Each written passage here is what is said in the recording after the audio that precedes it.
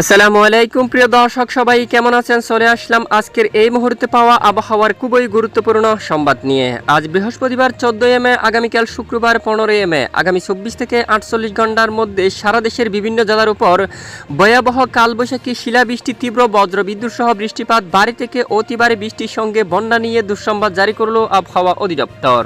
এদিকে আজ রাতের মধ্যে বাংলার আকাশে ঘনীভূত হচ্ছে বজ্রমেঘ। আজ রাতের মধ্যে বাংলাদেশের বিভিন্ন জেলার উপর বিক্ষিপ্ত বজ্রসহ বৃষ্টিপাত এবং কোথাও কোথাও প্রচণ্ড আকারে কালবৈশাখী আঘাত আনতে পারে। এছাড়া এদিকে বঙ্গোপসাগর বুকে অবস্থানরত লঘুচাপটি ধীরে ধীরে শক্তি বাড়িয়ে উত্তর দিকে অগ্রসর হচ্ছে, যার কারণে দেশের দক্ষিণে শুরু হয়েছে মেঘের আনাগোনা। দেশের দক্ষিণাঞ্চলের কিছু কিছু জেলার উপর শুরু হতে পারে মেঘের সাথে বিক্ষিপ্ত বজ্রসহ বৃষ্টিপাত এবং উত্তরাঞ্চলে ভারী থেকে অতি ভারী বৃষ্টির কারণে আবারও মাঠ ঘাট নদী নালা ডুবে যেতে পারে এবং কৃষকের ব্যাপক ক্ষয়ক্ষতি হতে পারে। প্রিয় দর্শক, আজ ও আগামীকাল পরবর্তী 24 থেকে 48 ঘন্টায় এবং আগামী এক সপ্তাহ পর্যন্ত কেমন থাকতে চলছে বাংলাদেশের 8 বিভাগের 64 জেলার আবহাওয়া, কোন কোন জেলাগুলোর উপর হতে পারে ভারী থেকে অতি ভারী বৃষ্টিপাত বা ভারী বৃষ্টির কারণে কোন কোন জেলাগুলোর উপর অলরেডি বন্যার সতর্কতা রয়েছে, তা জানিয়ে দেওয়া হবে ভিডিওটির মাধ্যমে। জানতে হলে ভিডিওটি শেষ পর্যন্ত দেখবেন। ভালো লাগলে লাইক করে চ্যানেলটি সাবস্ক্রাইব করে পাশের বেল বাটনে ক্লিক করে রাখবেন। আর ভিডিওটি আপনি কোন জেলা থেকে সরাসরি লাইভ দেখছেন কমেন্ট করে জানিয়ে দিন। এই মুহূর্তে সরাসরি চলে যাব আমরা উপগ্রহ রাডার স্যাটেলাইট ইমেজের পর। বর্তমান দেশের বেশ কিছু এলাকায় আকাশ পরিষ্কার রয়েছে, তবে বাংলাদেশের পূর্ব দিকের জেলাগুলোর পর ব্যাপক আকারে শক্তিশালী মেঘমালা তৈরি হয়ে গেছে। কুমিল্লা, ব্রাহ্মণবাড়িয়া, আশেপাশে অঞ্চলে, আগরতলা, ত্রিপুরা রাজ্যের দিকে ধেয়ে আসছে বজ্রসহ বৃষ্টিপাত। আজ রাতের দিকে ঢাকা বিভাগের কিছু কিছু জেলার উপর, তারপর খুলনা, বরিশাল ও চট্টগ্রাম বিভাগের দু এক স্থানে বিক্ষিপ্ত আকারে বজ্রসহ বৃষ্টিপাত হতে পারে। পাশাপাশি ময়মনসিংহ, সিলেট বিভাগের কিছু কিছু জেলার উপর বিক্ষিপ্ত বজ্রসহ বৃষ্টিপাত হতে পারে। এছাড়া বাকি অঞ্চলে আকাশ আংশিক মেঘলা সহ পরিষ্কার হতে পারে। এছাড়া সন্ধ্যা থেকে রাতের মধ্যে দেশের বিভিন্ন জেলার উপর কালবৈশাখী ক্ষুদ্র ক্ষুদ্র বজ্রবাহী মেঘ তৈরি হওয়ার সম্ভাবনা রয়েছে। আগামী 24 ঘন্টায় আবারও বৃষ্টিপাত আসতে যাচ্ছে। আগামীকাল থেকে দেশের উত্তরাঞ্চলে আসতে পারে আবারও ভারী থেকে অতি ভারী বৃষ্টিপাত। এরই মধ্যে কোন কোন জেলাগুলোর উপর বৃষ্টির সম্ভাবনা দেখুন এক নজরে। অলরেডি এদিকে ময়মনসিংহ বিভাগ, তারপর রয়েছে ফুলপুর এবং নালিতাবাড়ি, জামালপুর এই এলাকায়, সরিষাবাড়ি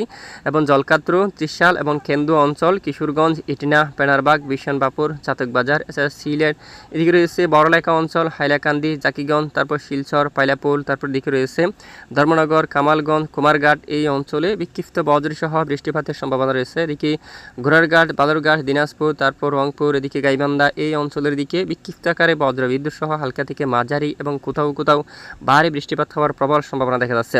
আগামীকাল মূলত শুক্রবার 15 মে দেশের উত্তরাঞ্চলের বেশিরভাগ জেলায় মাঝারি থেকে ভারী বৃষ্টিপাতের সম্ভাবনা এবং ভারী বৃষ্টির কারণে এখানে নিচু অঞ্চল ডুবে যেতে পারে, জলবদ্ধতা তৈরি হতে পারে, রাস্তাঘাট ডুবে যেতে পারে এবং কৃষকের ব্যাপক আকারে ক্ষয়ক্ষতি হওয়ার সম্ভাবনা থাকবে। এদিকে ঢাকা বিভাগের বেশ কিছু এলাকায় বজ্রসহ বৃষ্টিপাত হতে পারে এবং কোথাও কোথাও কালবৈশাখী আঘাত আনতে পারে। খুলনা, বরিশাল ও চট্টগ্রাম বিভাগের এদিকে আকাশ প্রায় আংশিক মেঘলা সহ পরিষ্কার থাকতে পারে। চট্টগ্রাম বিভাগের এখানে উপকূলীয় কিছু কিছু এলাকায় ক্ষুদ্র ক্ষুদ্র মেঘ তৈরি হয়ে বিক্ষিপ্ত আকারে বৃষ্টিপাত হওয়ার সম্ভাবনা দেখা যাচ্ছে।